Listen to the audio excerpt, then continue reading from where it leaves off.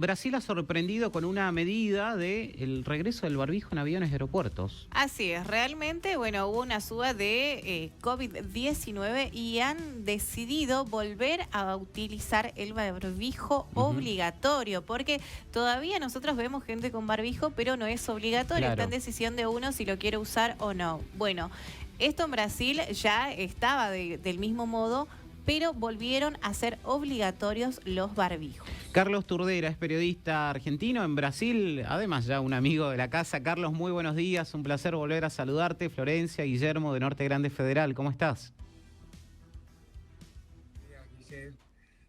Gran gusto de estar nuevamente conectado con NG Federal. Gracias por tu Muchísimas tiempo. gracias. Carlos, bueno, ¿los ha sorprendido a ustedes esta medida sanitaria tanto como a nosotros? Sí, realmente es algo que no se esperaba en un momento en el que no se esperaba en términos relativos, porque con la aproximación de las fechas de fin de año, que implican aglomeraciones, también con la circulación de nuevas variantes, de alguna manera estaba dentro del horizonte, pero no tan inmediatamente como fue dispuesto esta medida obligatoria que comienza a regir a partir de mañana, viernes 25, en aeropuertos, aviones, y aquí en San Pablo, Guillermo, te comento que ya es obligatorio desde la semana pasada en universidades. En universidades es obligatorio el uso de máscaras y se entiende que esto es un primer momento, de acuerdo a cómo comience a evolucionar la circulación, de la recomendación de seguir usando máscaras en otros ambientes cerrados. Por el momento, la obligación corresponde entonces, como bien decían, a aeropuertos y aviones. Ahora, Carlos, bueno, sabemos y se ha conocido durante el peor momento de la pandemia, ¿no? Son muy independientes los estados, algunos toman una serie de medidas, otros no. En el caso de los aeropuertos, la medida es para todo el país, ¿no? Así es, sí, la medida es para todo el país. Y una noticia que viene junto con esto es la aprobación esta misma semana del uso de la nueva vacuna bivalente de Pfizer, que es la vacuna bivalente de segunda generación, también llamada, que es la que protege contra estas nuevas variantes que están circulando, por lo menos hasta lo que se conoce.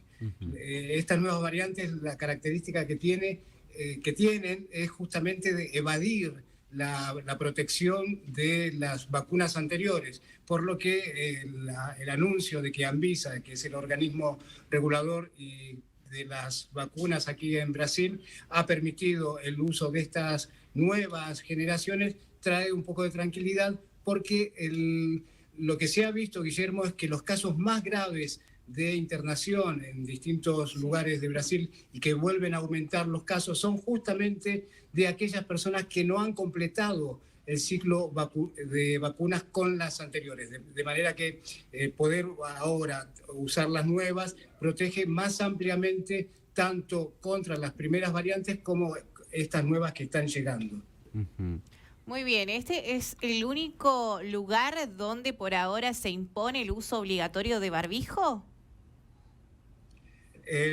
Las universidades de San Pablo son las que ya implementaron. Yo, de hecho, en la semana pasada estuve en un evento y observé cómo están siendo rigurosos con los estudiantes que no van con máscaras, no entran directamente. Entonces, por el momento, Florencia, obligatoriamente son aviones, aeropuertos y universidades. La recomendación es que en otros lugares cerrados, naturalmente también, porque el virus no reconoce la característica del lugar. Si está circulando, está circulando. Pero la política oficial por el momento de restricción obligatoria es solamente para estos espacios. Bueno, Brasil, nosotros que hemos estado para las elecciones, al menos en el estado de San Pablo, era una situación muy relajada, muy parecida a la de acá, ¿no? Donde la gente ya en su gran mayoría no utilizaba el barbijo en los espacios públicos, pero tampoco en espacios cerrados, privados. Indudablemente el nivel de rebrote de casos debe ser importante. ¿Hay alguna explicación epidemiológica de esto, Carlos? Sí, justamente, como la pandemia continúa, a pesar de que ha disminuido el número de aquellos momentos tan trágicos en que habían miles de muertos por día. Eso ha disminuido naturalmente, pero y también aumentó el número de personas vacunadas. No obstante, quienes no están vacunados, quienes son portadores, continúan contribuyendo para la circulación. Y esta circulación también se va multiplicando en variantes. Esa es una de las explicaciones, y también otra de las explicaciones, Guillermo, que dan los científicos y quienes están estudiando esto, es que la propia dinámica de variación, de mutación de los virus hace que continúen. De cualquier manera, no hay hoy, como fue en los momentos peores de la pandemia, una variante predominante. No hay una predominante, hay 300 variantes, como para que tengas una idea de lo grande que es la circulación. Pero también otro dato importante es que ninguna de estas variantes provoca casos más graves que los anteriores. Claro, bien. Más graves, considerando que la Omicron, por ejemplo, causa muerte, sí. Pero digamos, no, los síntomas siguen siendo los mismos, y los cuidados que obviamente se recomiendan son ahora de continuar usando máscaras en aquellos lugares que es obligatorio, no hay escapatoria, pero también recomendar usar en cualquier reunión en que haya más de 3 personas, y en lugares que no estén ventilados, evitar los lugares no ventilados, lo cual, bueno, trae todo un escenario ya conocido a Brasil. ¿El esquema de vacunación también es obligatorio? Las vacunas son recomendadas, ¿sí?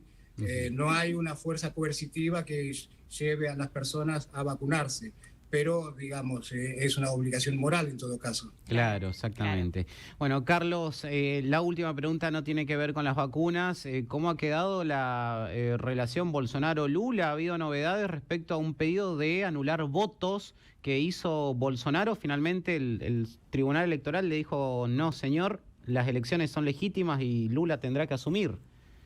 Sí, contra eso no hay vacuna, Guillermo. Continúan las manifestaciones aprovechando el clima del mundial, ¿no? Es sí. Como los hinchas que siguen a un equipo y no se conforman con el resultado después de una derrota. Eso es más o menos lo que estamos viendo en la política aquí en Brasil, donde los seguidores de Bolsonaro, que recordemos, ha sido casi la mitad de la población de Brasil en términos de aquellos que están habilitados para votar, no reconocen ese triunfo de Lula da Silva. Bolsonaro ha mantenido una reunión con el vicepresidente electo Alckmin durante la transición, que es algo bastante formal, pero más allá de eso no se ha pronunciado públicamente. Recién ayer volvió a la Casa de Gobierno en Brasilia, después de unos 20 días de silencio absoluto, y lo que ayer justamente volvió en coincidencia con el pedido del presidente de su partido, el Partido Liberal, para la impugnación de casi la mitad de las urnas que se utilizaron tanto en el segundo turno como en el primer turno, a lo que la justicia le respondió con que presenten también un informe en la denuncia, que eso va a ocurrir hoy, respecto de la primera vuelta de la elección, con lo cual, si se cuestiona eso, se cuestiona todos los cargos que han sido ganados por Bolsonaro en esa elección. Entonces, bueno, este es un momento también de transición en el que se aumenta, por un lado, la tensión, porque esta declaración del Partido Liberal, desconociendo los resultados, y la promoción de Bolsonaro de esa actitud, hace temer que las manifestaciones que hay en todo el país puedan recrudecer después que hemos visto que han disminuido un poco respecto del pedido de intervención federal que están clamando en los cuarteles para que los militares entren en escena. Entonces, ese es el momento actual que también estamos con mucha expectativa, más allá del partido que va a jugar Brasil hoy, unas horas, respecto de qué puede llegar a ocurrir. Bueno, recuerdo en una entrevista que hacíamos con Carlos en San Pablo, decía él, ¿no? Nos quedan 2 meses para la transición, pero que para nosotros van a ser como 100 años, eterno, ¿no? Difícil, complicado, porque bueno, ha sido una elección muy reñida. Carlos, ¿hoy hinchás por Brasil o mirás más el sábado que hoy? No, yo de religión no hablo, Guillermo. Gracias, Muy Carlos. bien, Un fuerte muchísimas abrazo. Gracias, Carlos. Un abrazo, un gusto y gracias por el tiempo. Hasta luego. Carlos Turdera, periodista argentino en Brasil, nos ha dado una mano enorme, durante la cobertura allí de las elecciones.